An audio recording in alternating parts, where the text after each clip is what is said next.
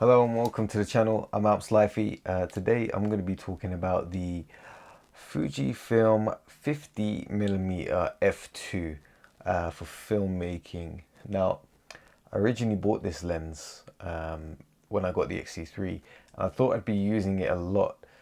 I haven't really, to be honest with you. I mean, the kit lens has been so versatile for me that I haven't really been using it, taking it out with me. It's a small enough lens and it's good, and it's got a fast enough f-stop, so it's f2. Just a shy bit off f1.8. Not really much difference, to be honest with you. So I thought today that I would go out and shoot with this lens and kind of give my thoughts on it afterwards. So check out the video that I shot today.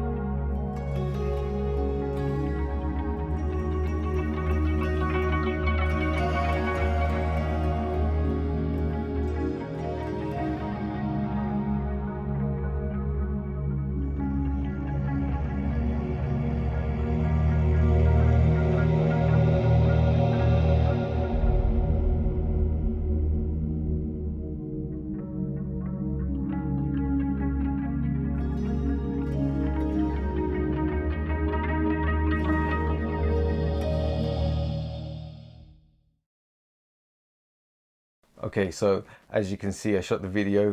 What did you think of it? Leave a little comment down below. I really like the kind of depth of field that I get, the bokeh, if you will, with this lens. I think it's a very situational lens. It's not sort of a lens that you can just take out with you for all kind of shooting purposes in terms of video. The autofocus is very quick. It latches on. Obviously, we've got that update coming in. It should be this month actually, April, end of April. Might be the 17th. Apparently they release updates on the 17th. So that might even make this an even better lens. I'm still 50-50 on it. Like, I like it and I think it's good. But I think for filmmaking, I don't know whether the price of this lens, if I could sell it and get a manual lens and benefit from better focus pulls manually, obviously, and maybe even more light. Now I know it's f2, but I have a sneaky suspicion that the t-stop of this lens is more like a t3 maybe. I don't know. I just got the feeling that it doesn't let in. And I don't know too much about lens designs, about what determines most light into a lens, but I always figure that by the filter thread size, so this is like a 46, that it tends to mean that it doesn't let in a lot of light. Whereas when you got like lenses that are like 77 filter thread, you tend to see that they let in a lot more light, because obviously two lenses both at f1.8 aren't the same brightness, but they do give off the same bokeh effect, which is what I'm going to call it. Like I said, I'm not too technical on that department, but what I do know is that t-stops are more accurate for light, and I just have a feeling that this doesn't let in as much light, even though it's like f2 and fast. So yeah, I'm not sure. What do you think? Should I keep it? Should I do more shoots with it to kind of test it out? I'm not keen on. I thought I could get over the fact that these fly-by-wire lenses on the Fuji, you could like change the settings and stuff, so you could have it linear and non-linear. I've tried out both, and I'm still just not convinced 100% that it's the best way forward for filmmaking. Don't get me wrong, it's usable, but I just need to have that total control. Like I need to be confident that when I pull focus one way, that when I pull it back again, I'm gonna get that effect. I'm just missing that at the moment. I'm just not feeling the same way. So I might get maybe some like old Zeiss lenses or something like that. I might go for a whole manual setup for filmmaking. And whereas if I'm like run and gun on the Ronin S or maybe Glidecam, then I might switch to the auto lenses. The kit lens has been like more than good enough for me, to be honest with you. So I think, yeah, it's a very situational lens for video. Is it worth the price? I don't know. I'm just going to leave it at that. I really don't know. If you want to stick with native lenses, then absolutely, it's probably worth the price. I haven't tried the 56 though. I think the 56 lets in a lot more light, and the bokeh is a lot better. It looks creamy, proper creamy. So yeah, I think it's a good lens for the price. It's decent.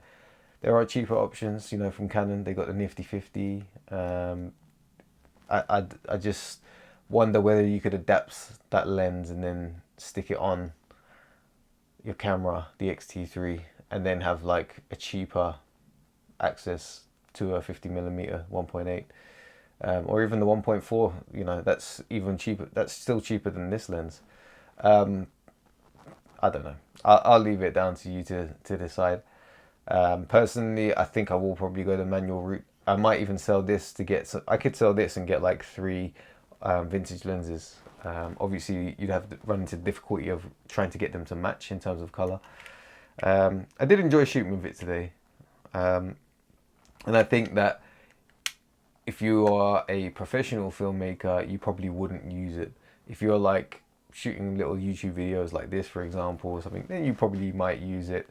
Like I said, I might hold off until the update in the next update from Fuji and see how that benefits us in terms of filmmaking. Maybe it turns this lens into something that I can't live without, because once that autofocus is like properly nailed and I can select faces and everything, it might change my decision. But for now, I'd say this lens is like, for me, like a 6 or 7 out of 10. It's a nice to have lens. It's not a must have. For me, the kit lens is a must have. It's just so useful. And I'd recommend the kit lens over this 50mm to anyone. Like honestly, like it is so good. But yeah, I like this lens. But do I like it enough to say that it's like awesome? Nah. But yeah, if you enjoyed this video, leave a comment down below, like it, and subscribe if you want to see more videos. And also a shout out to Harris and Reggie. I'm going to leave their links down below in the comments, so check out their channels. They shoot some XT3 stuff as well. Peace out.